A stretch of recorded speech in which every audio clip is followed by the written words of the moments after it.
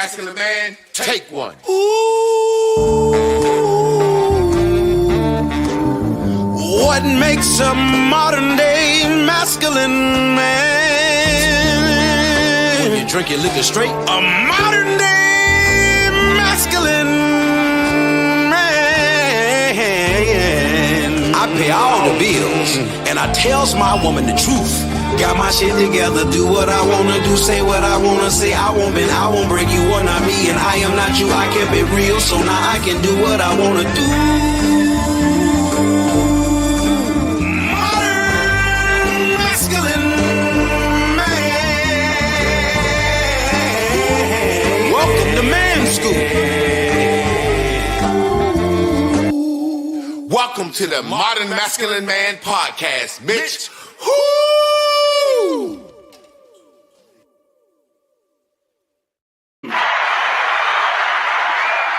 What up, fam? It's that time again. It's Tuesday. The weeks come by and they fly by just as fast as we get old.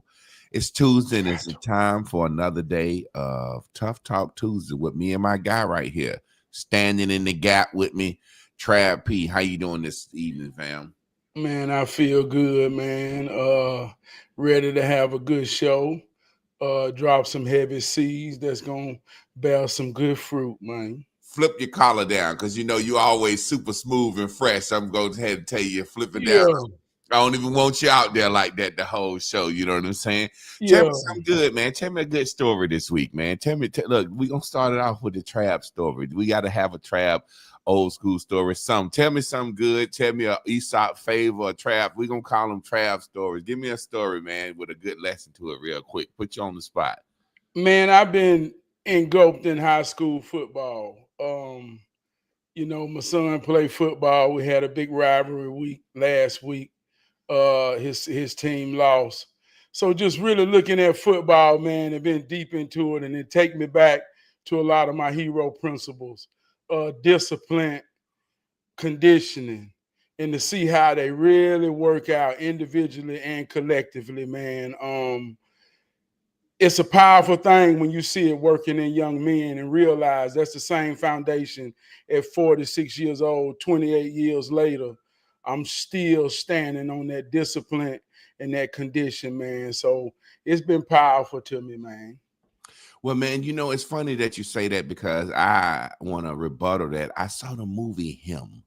Did you see that movie yet? Him? No, I ain't saw it yet. Well, Marlon Wayans, I ain't even going to tell the movie too much, but it's just basically showing what it takes to be the greatest of all times and to be a great football player. And as I watched it, like you said, the discipline that we standing on and the physical fitness and just the tenacity and just the ability to get knocked down and keep going. Mm-hmm. And we all know how it is to see the scout report and you see you going up against I think you said you played nose tackle or D tackle, so you might see a center or a guard that's finna go, that's got a D1 scholarship offer, or somebody that you know a beast. You know what I'm saying? I remember, I never forget, it was this kid named Alex Rice. We used to play this team called Bun. That was my high school rivalry. And this boy, he played basketball too. And this boy was like 6'8", 320. And he played left tackle, and I played defensive end.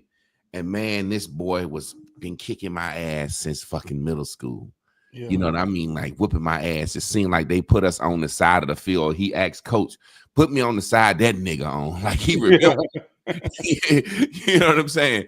And I never forget, man, my junior year playing basketball. He played basketball too. He was 6'8".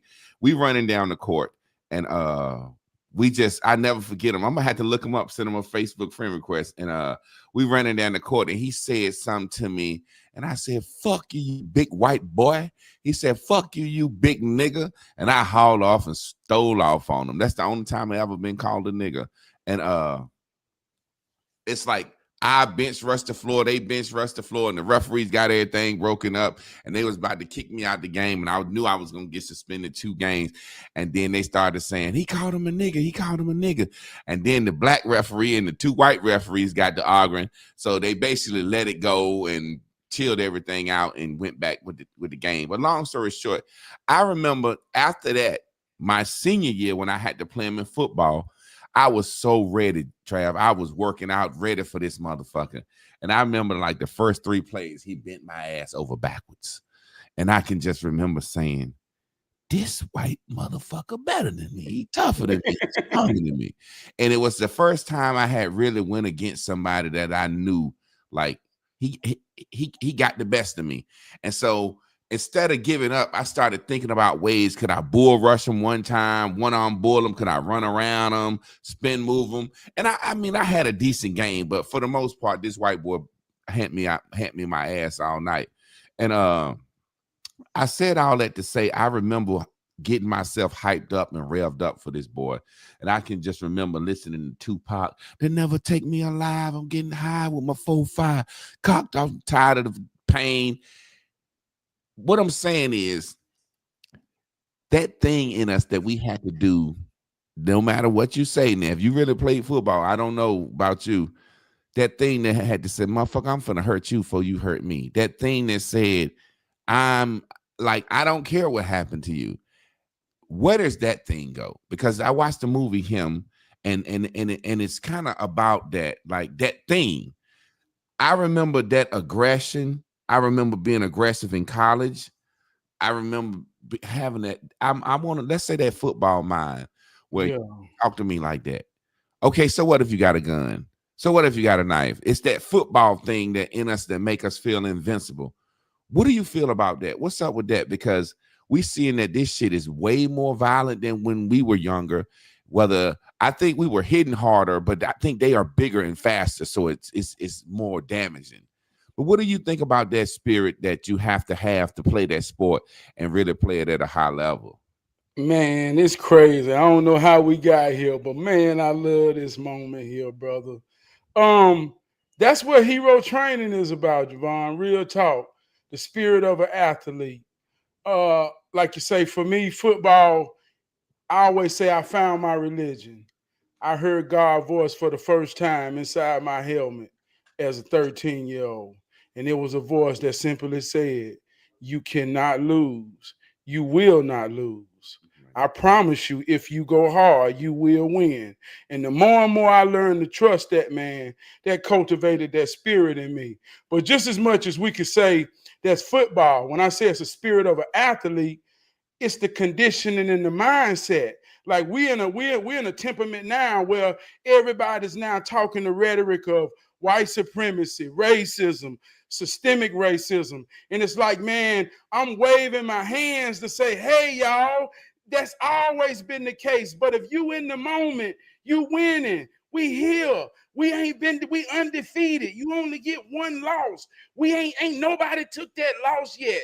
So that spirit says, against all odds, I ain't got no alternative to thinking to say I'm gonna win and I'm gonna give my all. But like you said, we meet obstacles where we meet challenges that, hey, look, like you said, that teach us some hell of a lessons. But that's a part of the conditioning too. That's why as men, 28 years later, I can take accountability.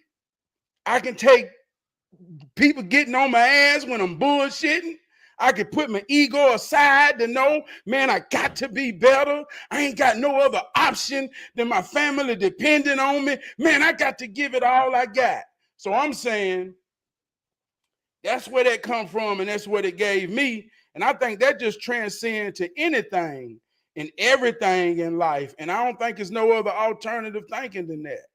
So you saying that you don't think that mean streak that you have to play football has shown up negatively in your life in anywhere? It's always been a thing that's like, to go get. It's been that thing that means. I'm talking about, quick story. I'm talking about playing. We was playing this team, Wilson Badenfield, and they used to run a triple option. And I just remember coach telling us, stay disciplined. Javon, you got the quarterback.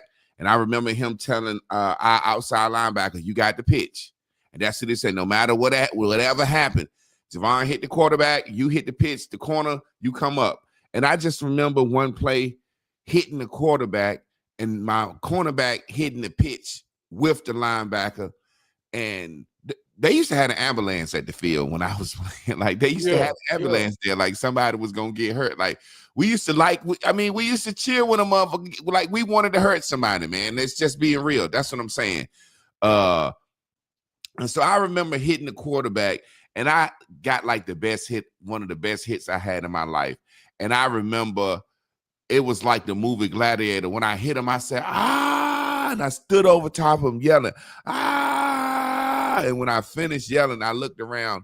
Everybody in the stadium had stood up, and it was quiet. And I looked around and I said to myself, oh shit, I didn't kill this boy. And I was happy. But then when I looked to the right, it was the running back I had knocked the quarterback down. I had thought I had killed him, but it was the running back laying on the ground shaking. They have pummeled his ass. And I remember being so happy of screaming in that moment, like jumping, and then the crowd started booing, man. It was like a moment of a split second of me being so happy to get this big hit, but it lasted longer, like and it got quiet. I'm still screaming while the crowd standing up, like this boy hurt. You know, like when you see a hit as a parent and you say that boy hurt. You see what I'm saying? And everybody's emotion in the stadium changed from excitement to that boy hurt. And I was left, motherfucker. You know what I'm saying? Then it was like, boo, you know. So that's what I'm talking about. Were you able, maybe you were like Reggie White, the guy that sacked you and say, hey, good job, man. Get up, come back next play. Like I'm talking about, I know that shit made me hyper aggressive, hypersexual sometimes, chasing the girls. That's that mentality. That's what I'm asking you about. Or are you saying that grit grind is the thing that make you still go now? Man, it's deep, man.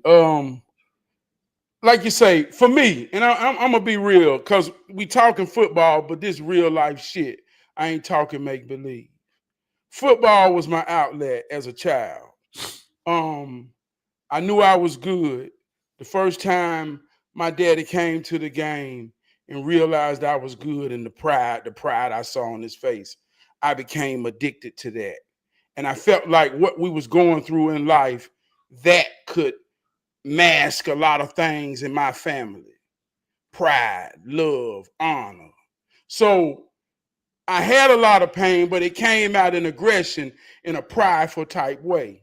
I understood the context of the game. I'm going to stop you. I can't say my intentions was to hurt you, but I had aggression and anger to say I'm going to prove that I'm worthy of attention from my daddy, to say, hey, daddy.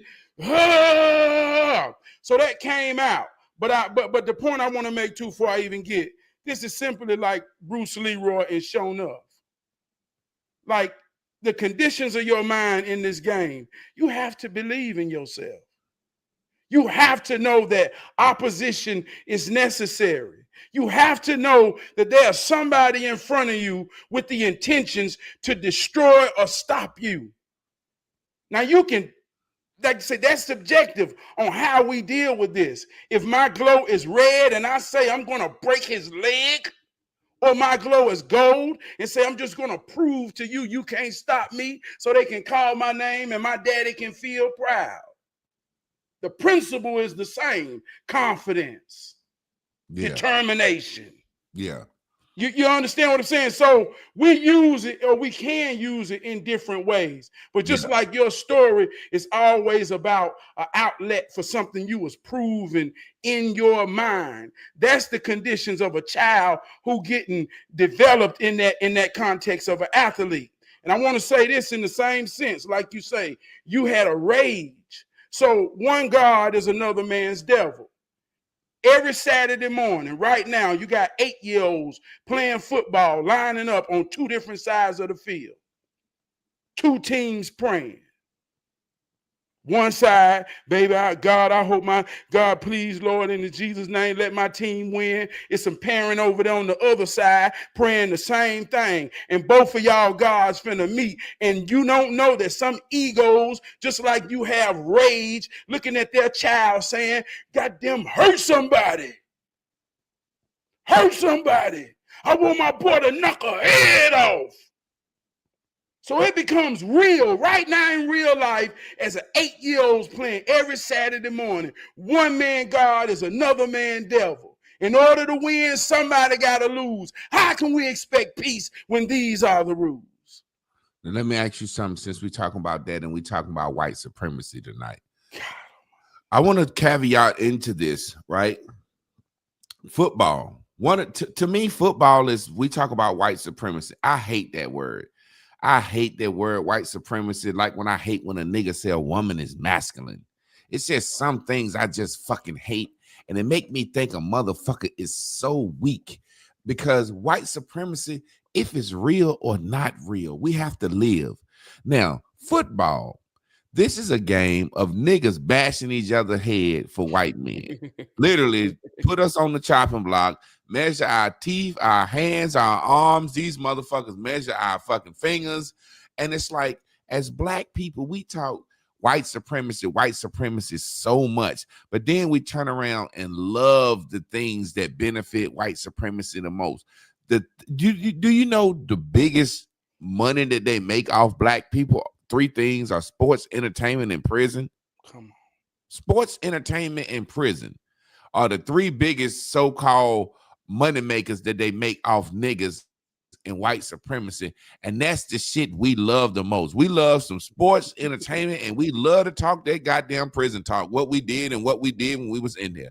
And I sit back and I just get so mad when a nigga talk about white supremacy. Then he get up and watch football on Sunday. He watch college football on Saturday. He watch Monday night football, he watched Thursday night football, he watched basketball all the goddamn time, and don't understand that these are the tools that white supremacy really uses. And I'm gonna get into that about the book of Maccabees in a minute. But we don't understand that the distractionary tools and the non-reactionary tools that white people use on us, literally, do you understand how many things we don't get done because the white man know I got these niggas all day Sunday. Sunday used to be the day that black men got together with their families, with the children, and strategize. You know what I'm saying? Saturday used to be barbershop day. Think about this, Trav, before football and shit came on TV, and they had to, and it won't even on the radio. This football shit is older than what we think, man. This shit was going on in the fucking 1800s, man. These colleges was playing fucking football when niggas couldn't do nothing but cut the goddamn grass on the field.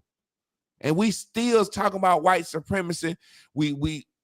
Man, let me say this real quick, because I don't want to get too deep in the rant, because I want to give it to you. Listen. A tool of white supremacy. I remember seeing this guy in the barbershop, big motherfucker. He came in and we laughed when he left out. That nigga, big ass FedEx man. A tool of white supremacy, man. Let's say, for real life, we don't want to add no numbers, but let's just say 1 in a trillion, a million motherfuckers go pro for football and basketball each year.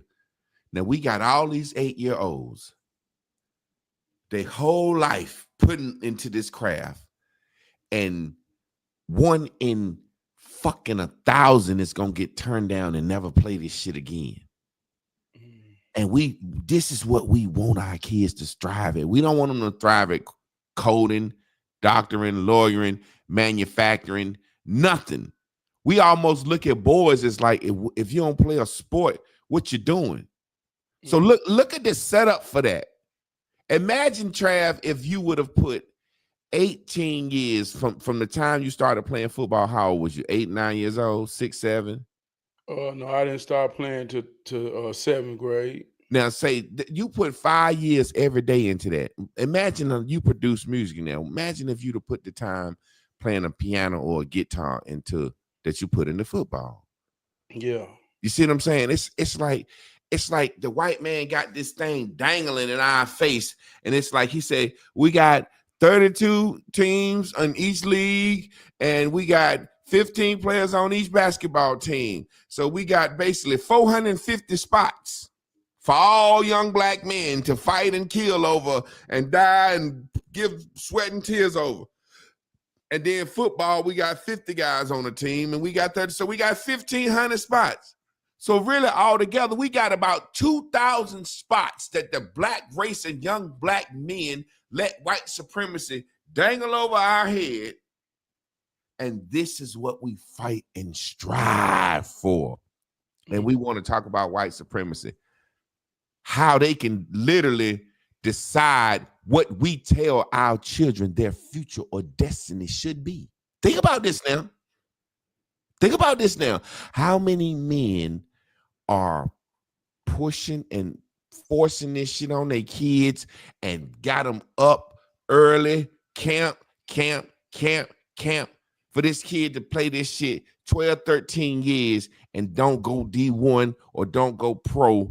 And it's like, now this shit over, and you got this testosterone-driven motherfucking hero motherfucking training motherfucker that you talking about, and he ain't got nothing to do now. I know that was a lot, man, but I had to. That's just my little spiel on how I look at white supremacy in that shit.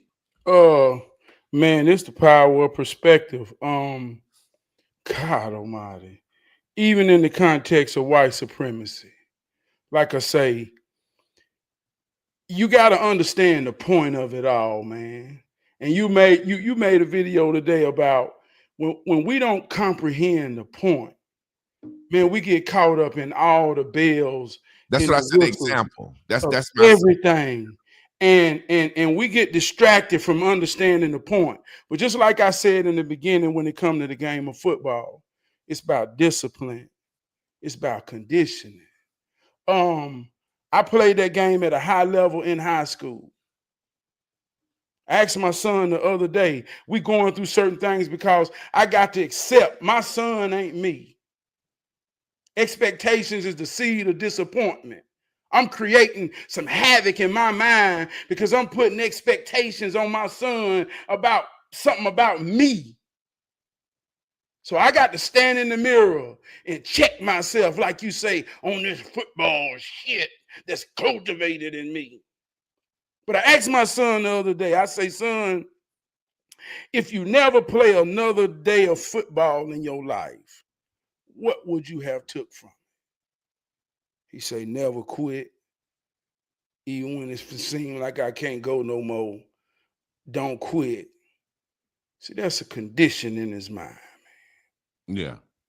And that's the point of it all. What I'm saying, where you get a group of young men amongst leaders who train and develop the conditions to go to war and prove something to themselves. So out of, like you said, we talk the statistics, 1 out of every million gonna make the NFL. And if that one is there, you cultivate that. Everybody can have that dream. Like they say, shoot for the moon. If you fall short, you fall in the stars. It's kind of like we got to say things, but goddamn, some of this shit be real that we say. So at best, you're going to get accountability. You're going to get a whole lot of things that I know. I ain't talking no shit to make you believe. I'm talking about real shit that I know 50 young men went through conditioning and training and discipline with me. And I can almost tell you that 85% of them are good husbands, good fathers, good workers, good men, because it put something in them. So you saying no matter whether you go pro, go to college, or even if you ain't as a baller, it's gonna put some conditioning and some good aspects into you as a person. Now, I do agree with that. But then when we look at the NFL, man, football players be the wildest, craziest motherfuckers doing the most fucked up shit. Them baseball players and them basketball players don't be acting a fucking fool like these football players. So all this discipline and shit we really say it give us, Trav, that we gotta really look at that. These niggas be doing fucked up shit in college fucking up in the NFL $1 million opportunities. Well, I'm gonna tell you like this right here, Javon. This real shit, man. Many are invited to try out. Very few make it. And even though some of them make it in our ideals of heroism, I'm talking about that Bruce Leroy glow. I'm talking about everybody stand when you hit the door. So that shit ain't defined by money because that's something you can't buy. Yeah. So everybody get invited. Yeah, I know athletes that had to pave the way that made the NFL, but when they hit the room, you understand, everything got a context. Like as a young man cultivated, I remember military men, they disciplined. They mind have been conditioned. So when I get around military men, they looking at me like, hey, bro, you military? I'm like, nah, I'm athlete. See, many avenues can bring you to a certain spectrum of understanding how it works. But I say, man, they've been all over the world. And it took a military brother to me, a soldier that cultivated me to this day. Just because you tell me you in the military, that don't mean you a soldier. See, I know a soldier because I've been cultivated by soldiers. And everybody in the military ain't no soldier. Just like everybody been on the football team ain't no motherfucking hero. They don't know what it means to handle responsibility and be accountable when you don't. See, everybody played football ain't get that. Just like everybody went to the army ain't a soldier. So when you meet one who got it, man, that's some real shit. And it might not be in the way that you got it. It could be somebody who had to challenge themselves through difficult, being a mechanic. But when he's standing his motherfucking square and he know I'm enough. See, that's the principle. That's the point. That's the point. Joe Cook said, I've seen youngsters lose themselves after high school thinking that they're destined for pros, but they wouldn't even make a JUCO team. Now, this is the side I'm talking about it. And this is what I say about white supremacy, Trav. Everything that you're saying, to me, it sounds really good. And I'm just being real. I just think at the end of the day, Black people can come up with another motherfucker mode of rites of passage and building manhood in our men than a goddamn white boy sport. I just feel like at the end of the day, when you pick up an animal out of a goddamn woods, you can get a tiger, a lion, you can get a fucking whale to chase a ball. That's the first thing. No, I'm serious, and I hate that shit. I'm sick of it, and I don't give a fuck what you saying about it. All this shit you saying, it make good sense. But we can get that same discipline in boxing, in a one-on-one sport. Fuck it ain't got to be a sport. Now, I want to go into the Book of Maccabees. The Book of Maccabees, that's parts of the Old Testament that were taken out. It was saying the Hebrew children, when the Greeks, the Greeks, they was always into the athletics, and the Romans, and the Romans come through the Greeks and all that shit. So they was always into athlete. So when they would capture the Hebrew slaves, they would make them fight. They would make them wrestle. They would put them through sporting events, and they would bet on it back in the day. And it predicted that this is why I say we the lost children of Israel. I don't go too deep into it because too many motherfuckers are stupid. You know what I'm saying? Then we got all these fucking Hebrew Israelite crazy radical motherfuckers out here that I don't even want to be grouped in with these niggas. But it predicts that we would be spectacles for the world for the remaining of time. And that's we right here at that. Like literally, they would breed them and grow them, and we're doing it for them now. We're taking our young Black men and we're breeding them for these sports, and we act like these are the only things. This shit. When you're 18 years of, well, I ain't gonna say 18 years. When your high school sports over, that shit is useless. Like right now, all of the sports that I played is fucking useless. Now, if I would have put more time in something else, another craft that was, at least I could play the goddamn saxophone in church for $100 every weekend. You see what I'm saying? Now, I'm not saying all that discipline, blah, blah, blah, blah, blah, blah, blah, but men had that shit before they let us play sports. I fucking hate it. And I think it's a tool of white supremacy. I fucking hate sports. I think it's a tool of white supremacy.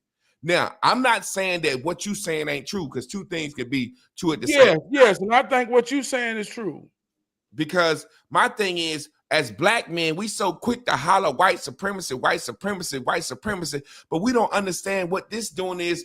It's making us close off so many other careers and possible things that our children can get involved in, and everybody running to the goddamn football field. And now when Pop Warner, they said every kid got to get 10 plays, so it ain't even motherfucking making the cream of the crop no more.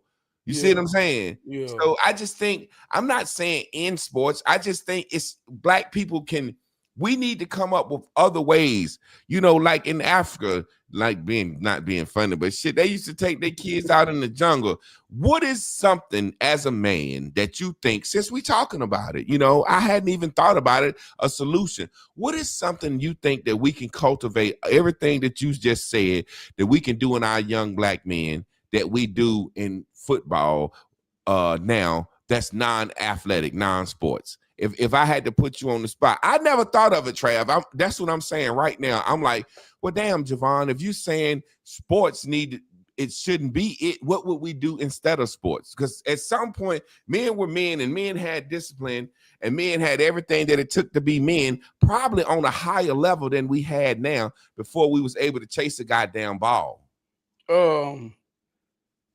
I think everyday life, if a young boy is in order with his father, everyday life will give you everything that athletics give you. A father gives you everything that a coach gives you.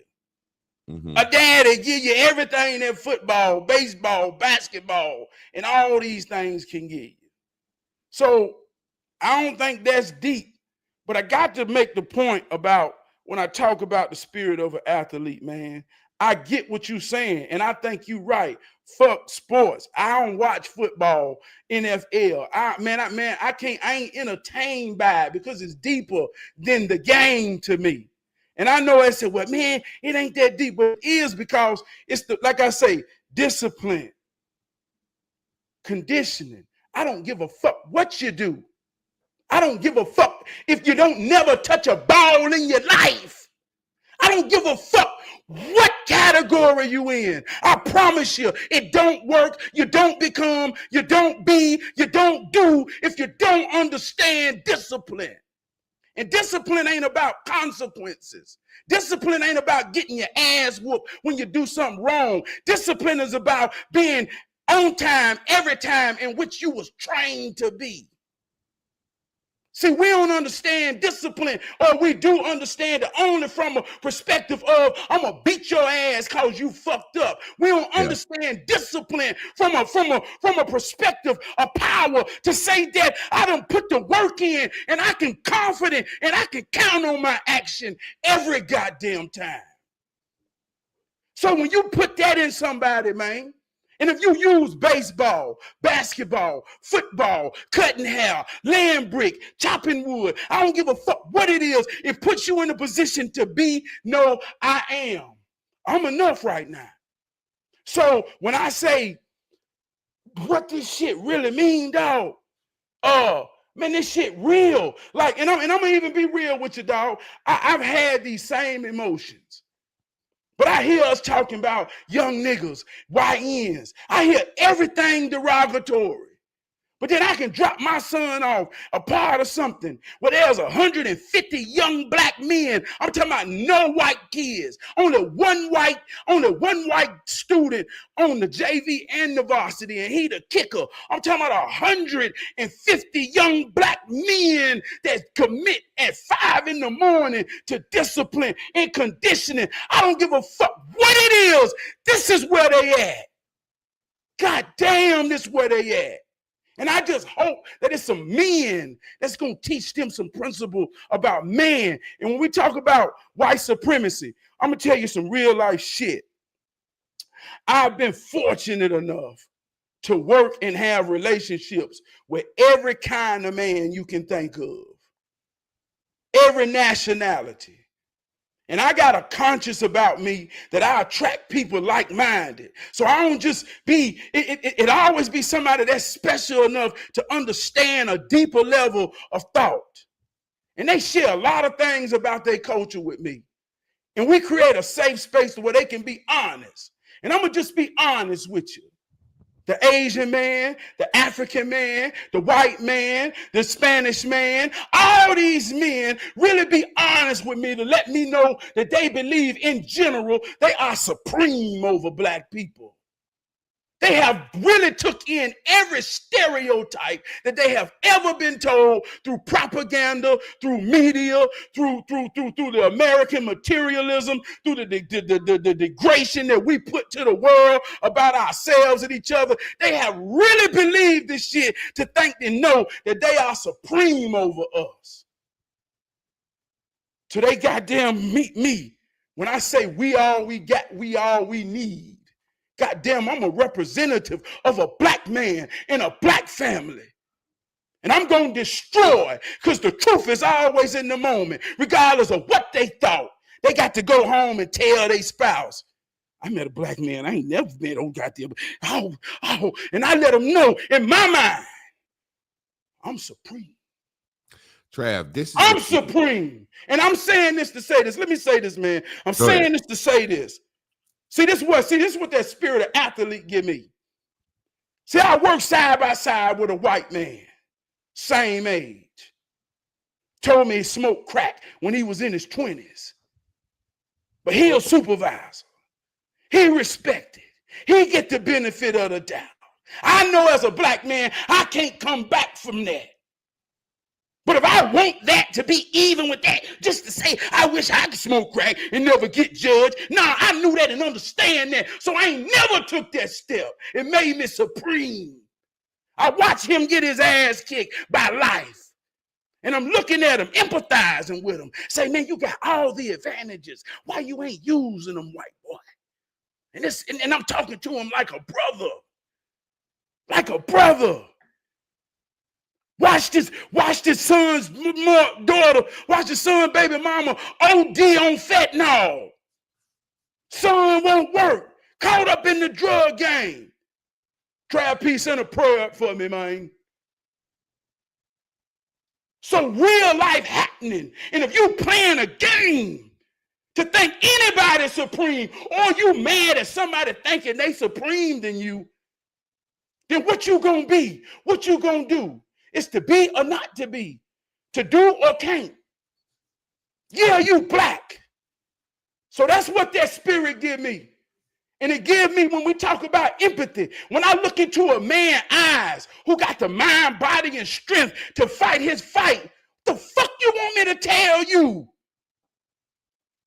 And see, Trav, that's the thing that I'm talking about. You're the type of man that sports do that shit for, and you're the type of man that says, hey, what you want me to tell you? Shit, white supremacy is real. So lay down. But the point I'm making is, say, for example, you look at sports. I want to keep talking about white supremacy, because you look at sports, right? And black men think we supreme in sports, right? We think we bigger, faster, and strong, and we think we can beat the white man physically and everything, don't we? Yeah.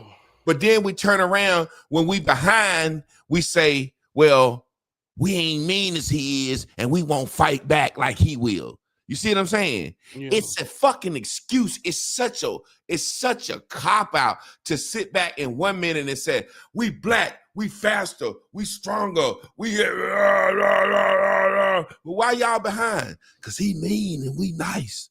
We got the heart of gold. We nice. We won't attack like he will.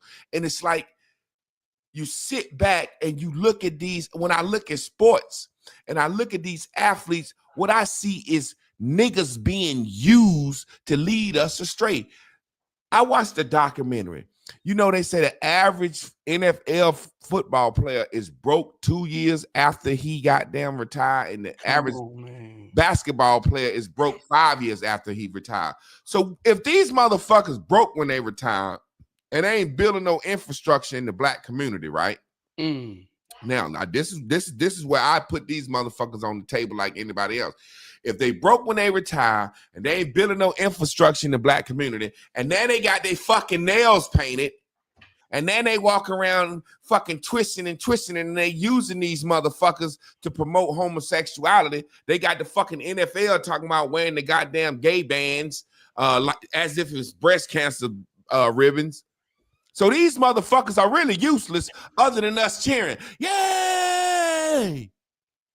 Our fucking entertainers are useless other than us fucking dancing. These motherfuckers are the biggest tools of white supremacy.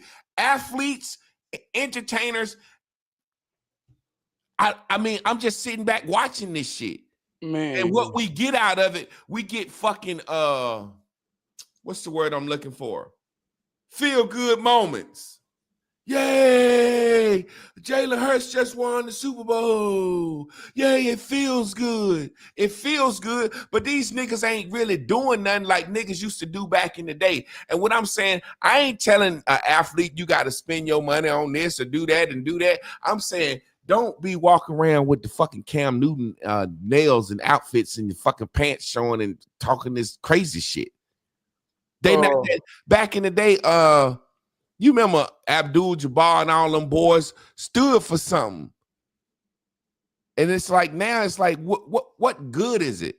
I just don't understand how black people, we call out white supremacy, but we don't call out the biggest things that have the biggest financial control and the biggest mental hold on us, which is fucking them goddamn balls. Chasing them goddamn balls got us in a trance looking at it. It's got us when our sons are born looking at our sons like in a trance like, oh, I got me one. Let me put them on the field. Let me do this. It's got us thinking so one way. But don't get me wrong. I do understand. Let's keep a lot of little niggas out of the streets. But that's because we didn't use goddamn the football team to replace the motherfucking father. Come on, JJ and Michael ain't played football. I'm joking, but you get the point. Come on, hey, look, man. Hey, look. Man, you damn right I get the point. And, man, I love your perspective. I always say 3 times Y equals root. Why JJ play football? Why he got to play for that? Well, why you understand what I'm saying, man? And I'm gonna say this: like I coached when my son was 10, I coached, and this is why it's deeper than this. I watched a 10-year-old who had an exceptional talent and gift at 10 years old, above everybody else. I watched him. I ain't never see nobody drop him off. I ain't never see nobody pick him up. He drove the van. He rode the team van. I say, man, something about little buddy. I'm out there as a parent, looking at my child. I'm coaching. I'm trying to get these children something, but he caught my attention. And I realized, see, them touchdowns was a means that he had a survival in him at 10 years old. Say, this all I got to do is run this motherfucking ball. And I get to go to Coach House and experience TV, pizza. Man, you mean to tell me this all I got to do? So this is where we at as a people. See, this is why this your point. We don't get the point. We don't understand what matters. We don't see shit. We caught up in goddamn balls. And I'm watching coaches who don't give a fuck and even see the point that the child's saying, man, I'm going to use this to survive. And the coach just saying, I want to win so I can talk shit. So your point is right. But at the end of the day, what this child is getting is something that's going to carry him through life. Because what he discovers about himself, I can survive through my gifts and my talents. See, that's the most powerful thing that got to be cultivated in them. You can survive off your gifts and your talents. So I'm saying this even in myself. I ain't talking this ain't no make-believe. I'm talking real life shit. When I understood that, when I knew how to make the glow go, oh shit. This how it work.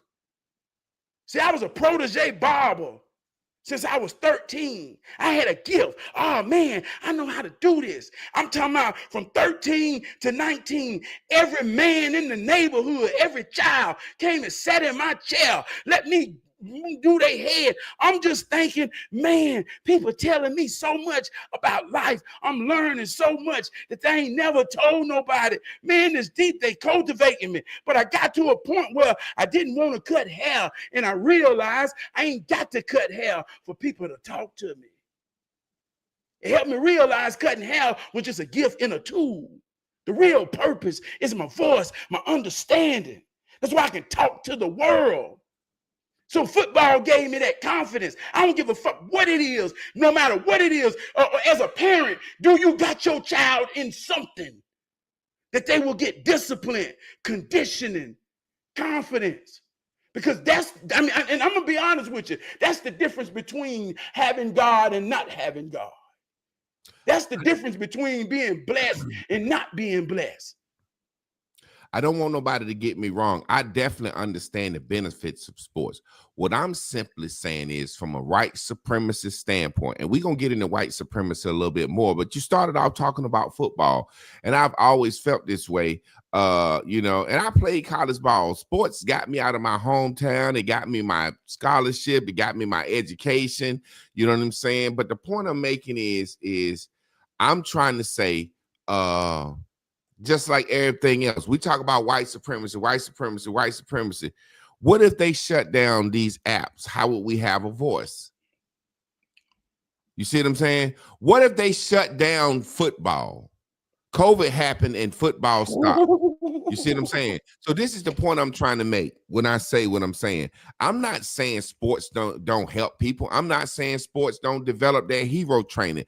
I'm not saying that at all. I'm saying through a white supremacist standpoint, if black men talk about white supremacy so much, what if the white man said, no more goddamn football and basketball? What you niggas gonna do with your motherfucking sons?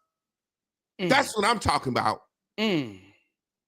So I'm not saying it don't do something. Don't get me wrong. And me and Trav really not having a debate. We just giving our view. This is power perspective.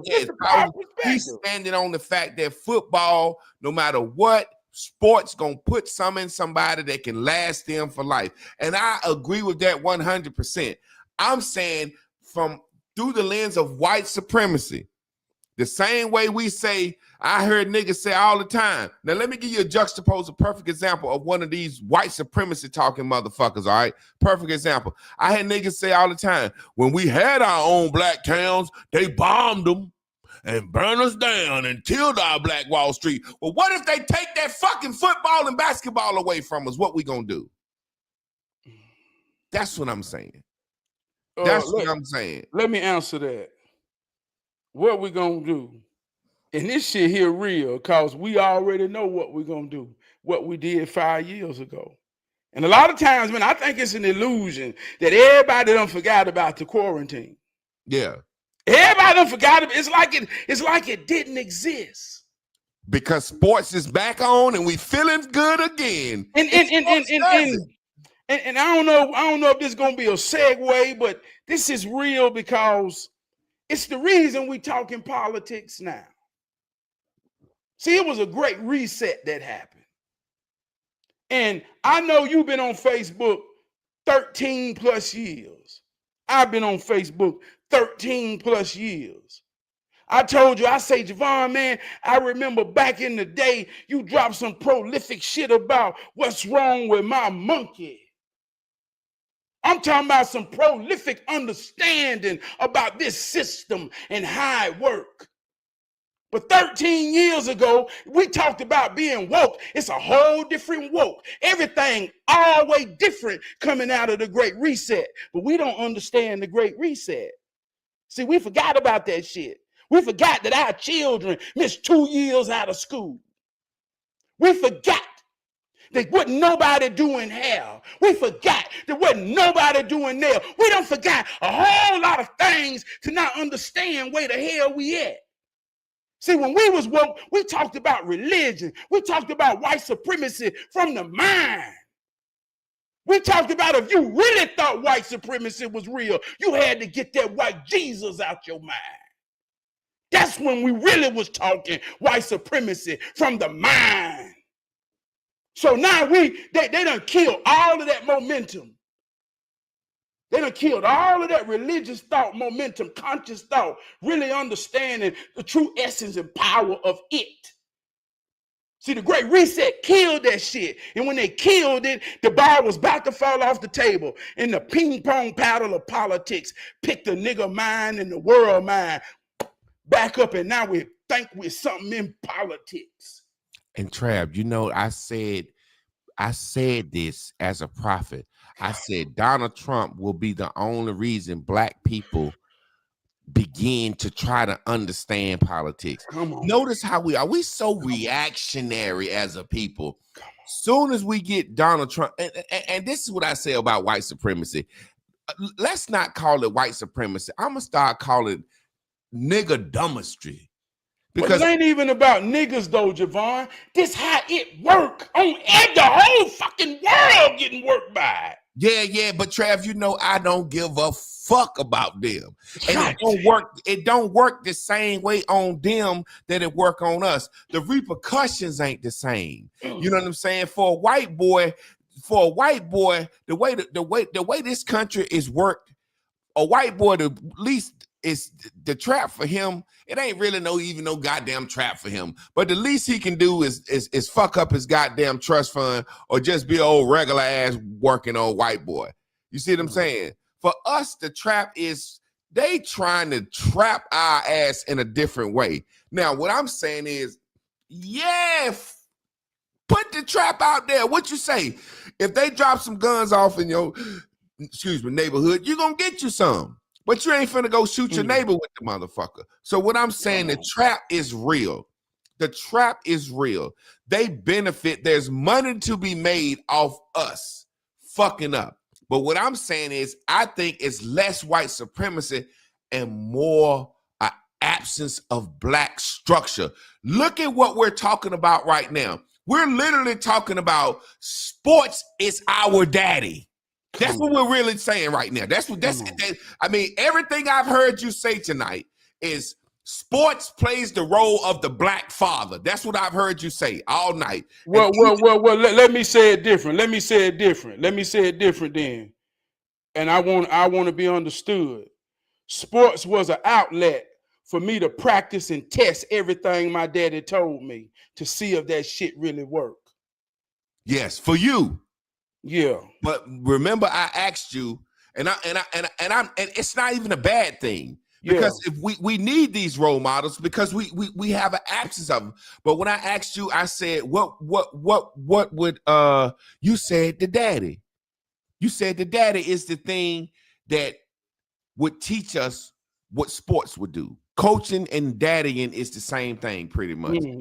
So what I'm saying is we have a race who is at a point where I see young black men all the time. I'll never forget being at the football field with my sons, and it was boys out there, and I just was like, Lord have mercy, these kids don't need to be out here.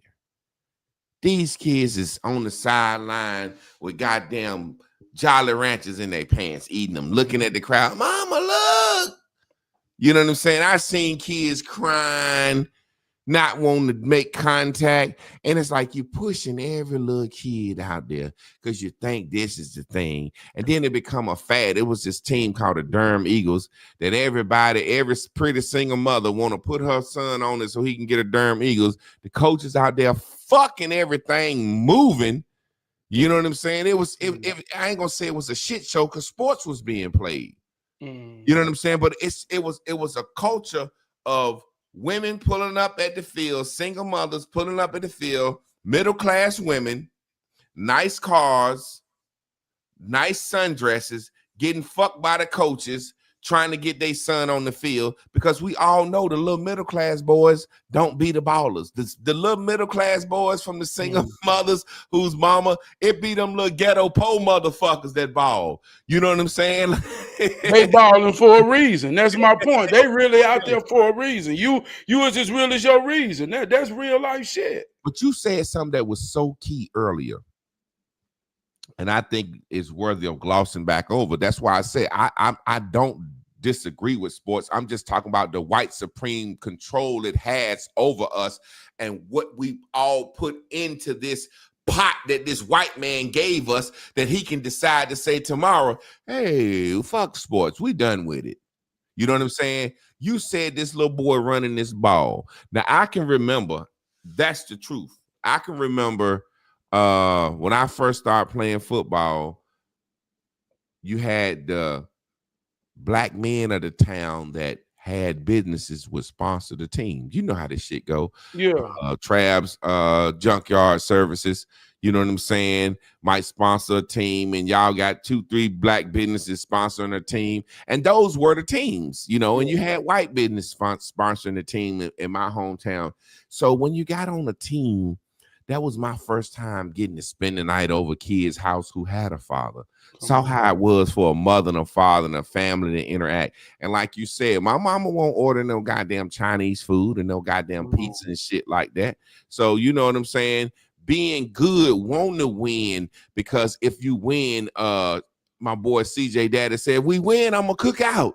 You know what I'm saying? And it won't nothing but some burgers, hot dogs, chips, and sodas, but it was just like, man, we having fun. We over his house. You know what I'm saying? Shit, like they used to bring the little goddamn Hawaiian fruit punch out there with the little orange slices and shit and bananas. Even down to shit like that, like orange slices. Like, damn, ain't nobody never sliced no oranges up like this in my house. This shit cook kind of cool. You know what I'm saying? Yeah. So it's like, I definitely understand what you're saying it does. I definitely get it. I'm just saying that as a black community of black men, we literally push our kids toward that, and we rely on this outlet to be the end all be all of existence of what we think is great success is, and also what we think can mold and cultivate our young men's minds. You know what I'm saying? And I just think that's just giving that game too much power. I think it's giving that game, I think it gives them too much control over us to say, hey, we know them niggas is gonna put them boys on that football field and put them boys on that basketball court and drive them at that so hard that we ain't got to worry about no doctors and lawyers and no codings, and we ain't got to worry about certain things coming out of their community. They want their black men playing goddamn football and basketball. We ain't got to worry. We ain't got to worry about them niggas trying to do certain things. Let me say this, and this can be the last thing I even say about that in terms of where we at now, and to even empathize with how you feel. Like when I played school ball, a teacher, he most likely had a college, a teacher and a coach. If he was a coach, he was a teacher. And he most likely had a degree in physical education or some aspect of gym and athletics. So these were trained professional people that understood how to train, right? And they cultivated us in a way of training. So it was principles that came in that wasn't just about a ball. And these men understood that. But in today's culture, see, you have football, and then you have men who are in leadership positions that ain't even never went through the training. So you got, and this ain't no shot, or this ain't no shites. You got hood niggas or dope dealers who say they want to give back. They love football. They done watched it all their life. Man, they want to give back to the children, and they become the leaders of something that they don't understand the principles. So it becomes win, lose. It becomes relationship. It becomes everything other than the foundation. But that's a reflection of every fucking thing. That's a reflection of everything. We done lost the essence of what's real about every fucking thing. But like I say, 5 years ago, You can act like you don't remember. You can act like you don't know. When we talk about white supremacy, it stopped. It showed you how powerful white supremacy really was. It showed you white supremacy was stronger than Jesus. Boy, I was just about to say, Stop church. the You church. don't go to church. Church shut down. Showed you a lot. But we don't want to act like we remember that. But I say this now. I say we kill ourselves and we don't really care. Because when we look into the mirror, we don't see God standing there. So if you talk white supremacy and you use this rhetoric, then I got to ask you a question before we go any goddamn further. What God look like in your mind? Tell me what it sound like. Because if you can't answer that, then we ain't going to talk about white supremacy, because it's something supreme in your mind other than you if you don't see you. And Trav, me and my boy Mike was talking about this today, and I'm gonna say this because I kind of got a slide, but we finna get into a good piece. Trav, people don't believe in God. Come on, man. You just said some shit, Trav. If a black person believed in God, let's just be real, like you just said, white supremacy. You rhyme that shit again. You said if you're looking in the mirror, what you see would come. I said we kill ourselves and we don't really care. Because when we look into the mirror, we don't see a God standing there. Yeah, there you go. So what I took from that is, if you believe white supremacy is so real, when you look in the mirror, you don't think God is black in your mind because you're a black man. You think God is white. So, but even deeper than that, Trav, we don't believe in God. People don't believe in God. Because let me tell you something, our ancestors believe in God, and you never heard them say white supremacy. All you heard them was telling their kids what they had to fucking do to make it.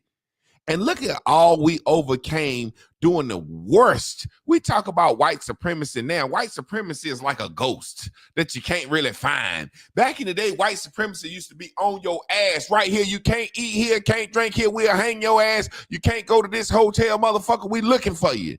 That's what white supremacy. Now white supremacy is a ghost you got to hunt out and look for. And you can't even fucking prove it. You can't even prove white supremacy now. So what I'm saying is, we don't believe in God, Trav.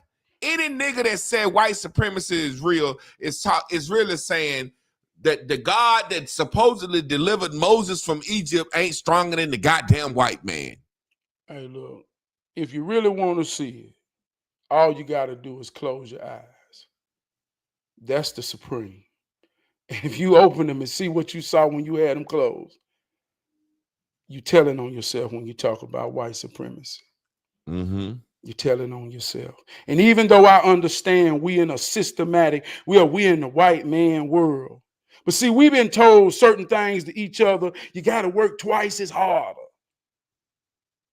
If that's how it works and that's our position, then do it. Then do it.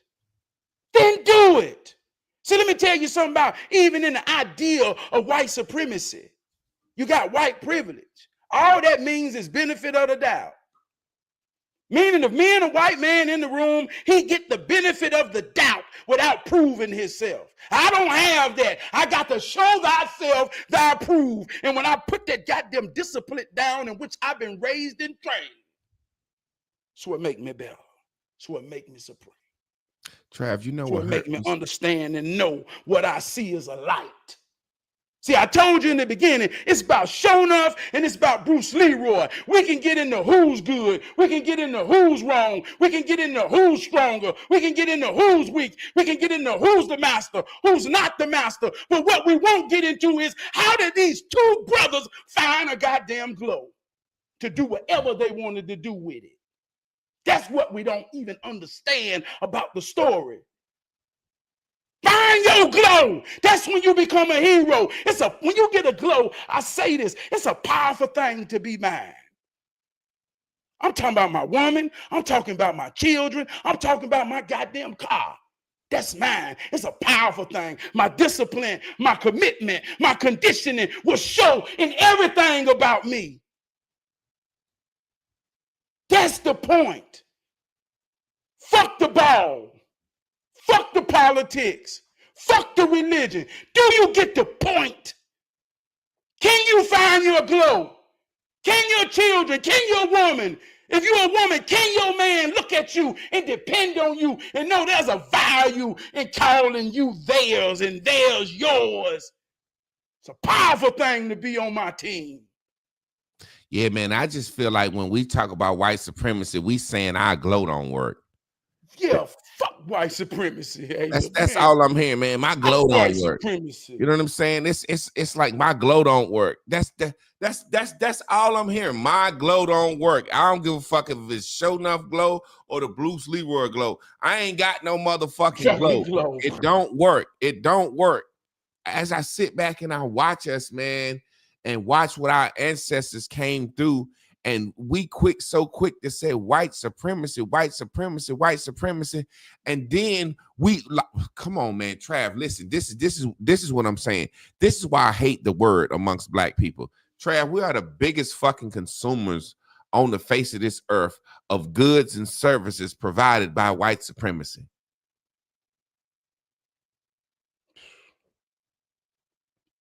We literally wake up to spend our money with the fucking tyranny of the white man.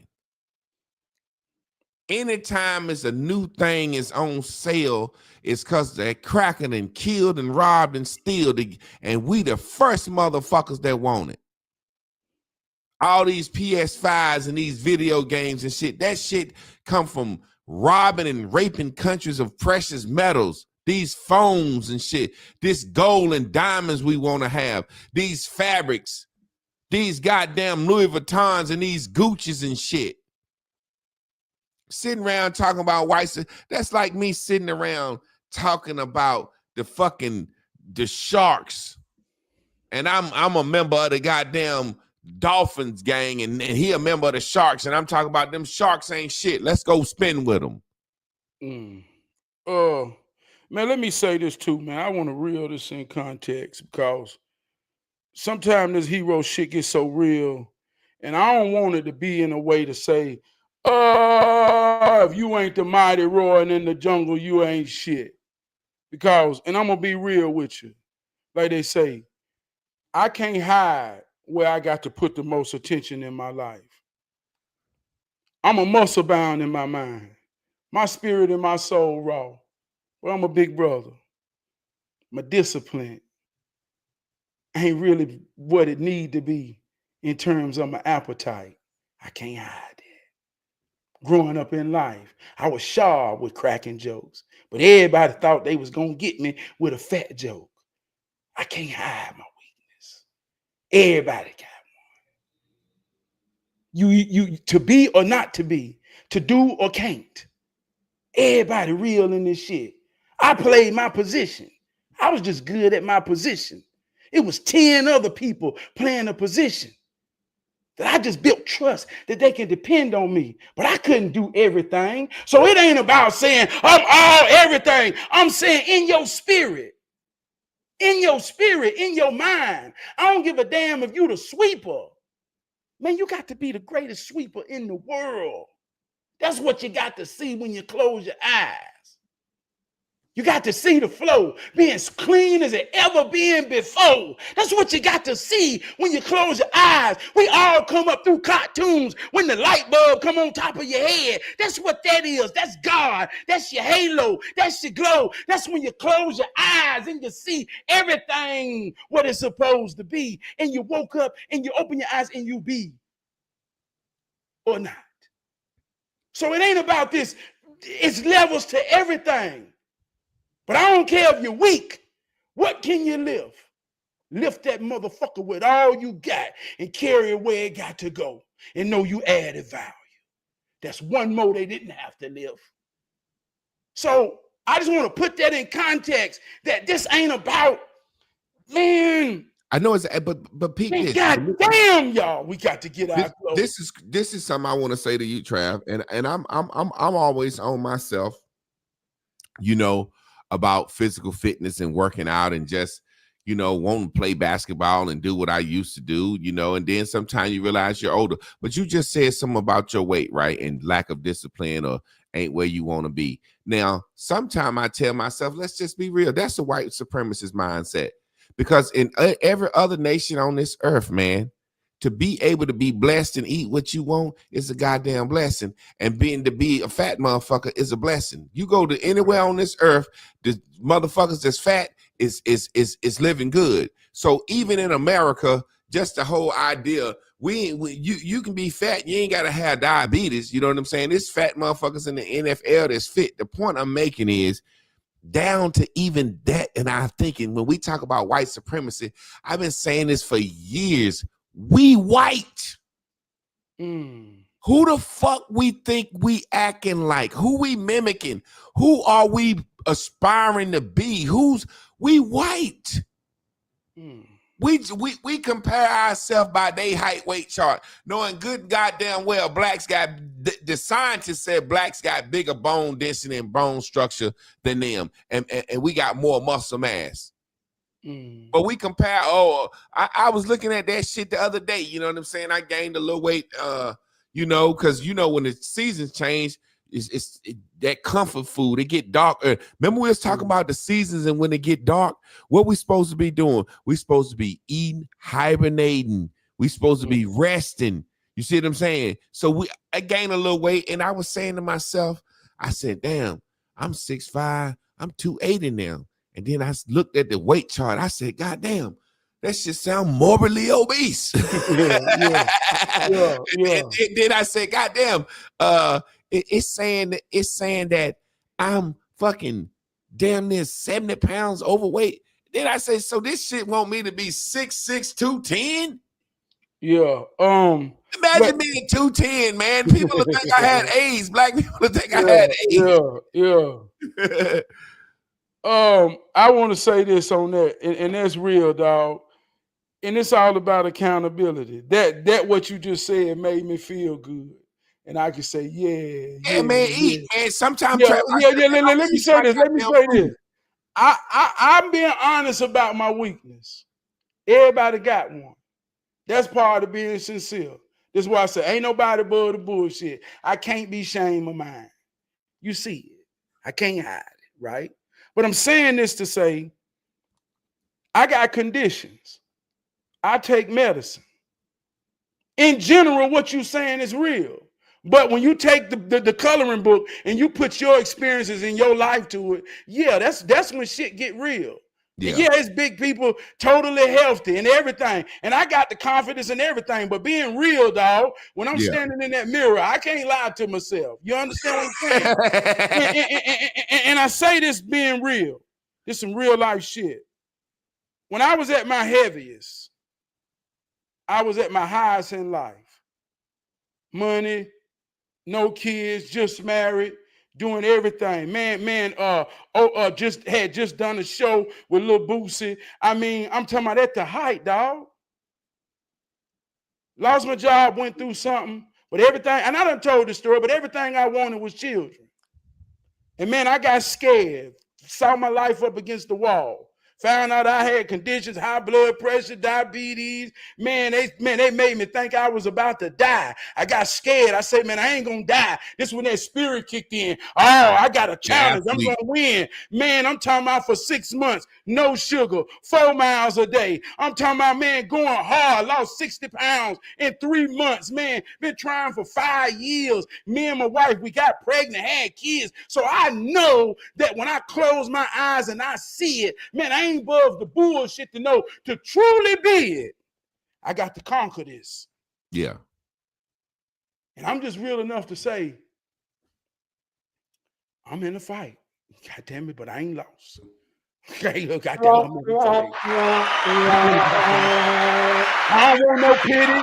I want inspiration. I want you to say, Trav, you're bullshitting. Hey, look, whatever it takes. But I know on the real side, dog. Hey, look, like I say, man, I want to see my grandkids. I want to see the key turn and the key turn. So, hey, man, I'm just being real about that.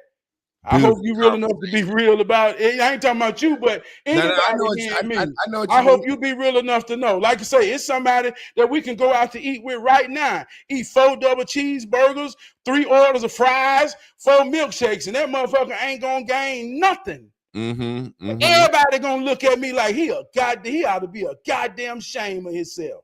You understand what I'm saying? Yeah, and he ain't got no conditions with his appetite or his body.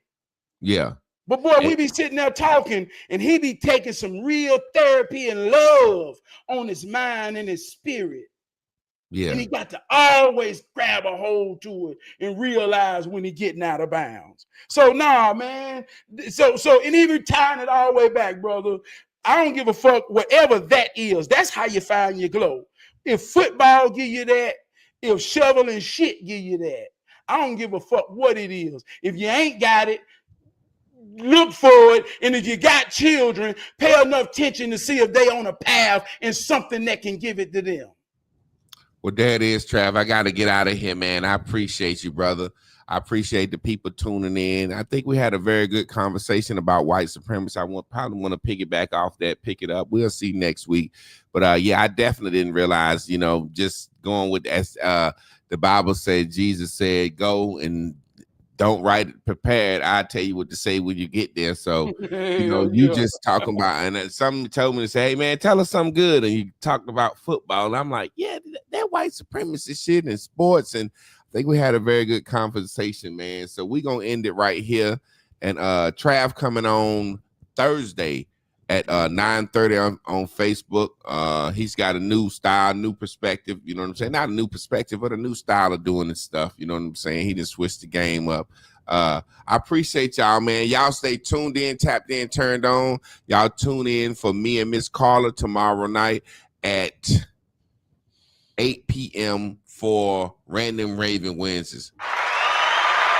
Love y'all, man. Be strong, stay strong. I believe in you. Y'all be good, fam.